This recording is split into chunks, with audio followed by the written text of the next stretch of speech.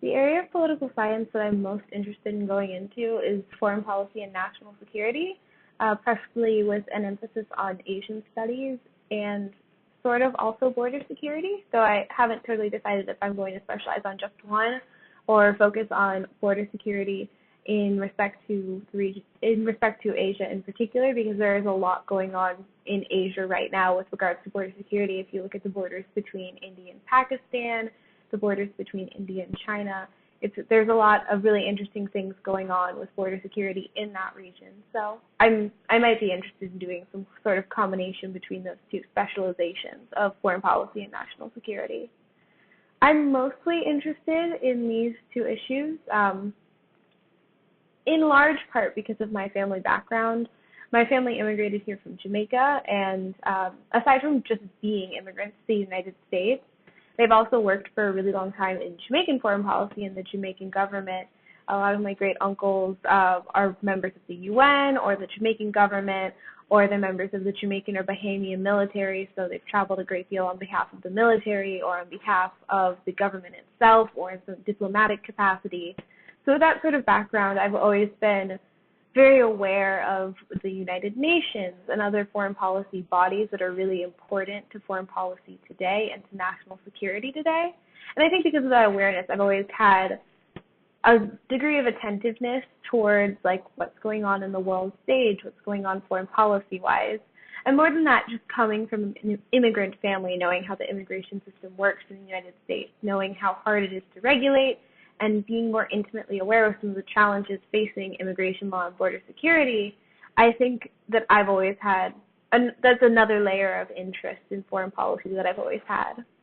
And more or less from a foreign policy, well, not from a foreign policy standpoint, from a policy standpoint, I think it's really interesting, and I think it's a really quickly evolving field.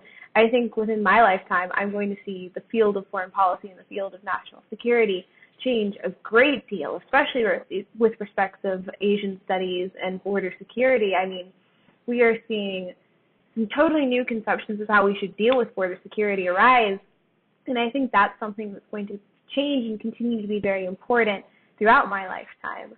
And I also think that Asia studies are going to be another field that really evolves and it remains really important and really prominent in foreign policy and in national security, because we see these countries like India having a closer partnership with the United States. We see things like Hindu nationalism rising there. So that's something to definitely be paying attention to. And then you have China and the South China Sea and that situation going on there, and China really trying to push back against the U.S. being a global hegemony and really challenge that hegemony. I think it's more important than ever, these fields of study, and I think that I'm kind of in a position where I'll really be able to influence that and really have a say in how Asian foreign policy changes and evolves in the next few years, in these next really critical years. In terms of courses and projects that I actually want to take to kind of achieve some of these kind of far-fetched goals, I obviously really want to continue my study of languages. A big reason that I'm actually interested in foreign policy is because I do speak a lot of languages. I speak French, Spanish, and Chinese, and I'm teaching myself patois. It's the local Jamaican dialect that most people speak there.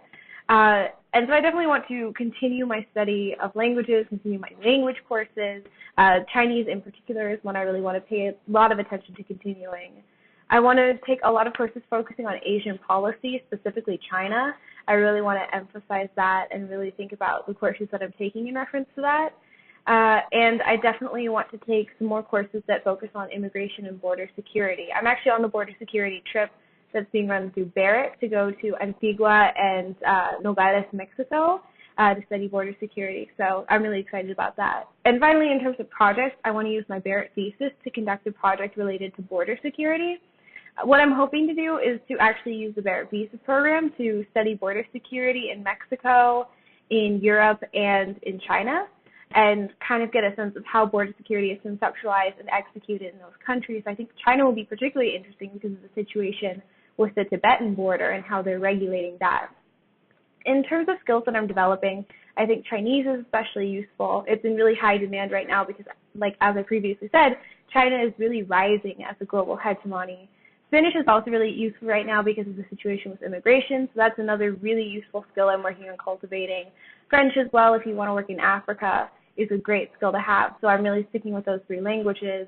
And I think border security and Asian foreign policy are just assets right now to be familiar with and have a background in those areas. It's really an evolving field. It's really something that's in demand today. And finally, in terms of extracurriculars, I'm currently the marketing officer at Alexander Hamilton Society, and I am a member of the Model United Nations here at ASU. And I think those are 2 clubs that really enable the members to really learn about and expand their knowledge of foreign policy. So I think they're really great choices for the career that I'm hoping to follow.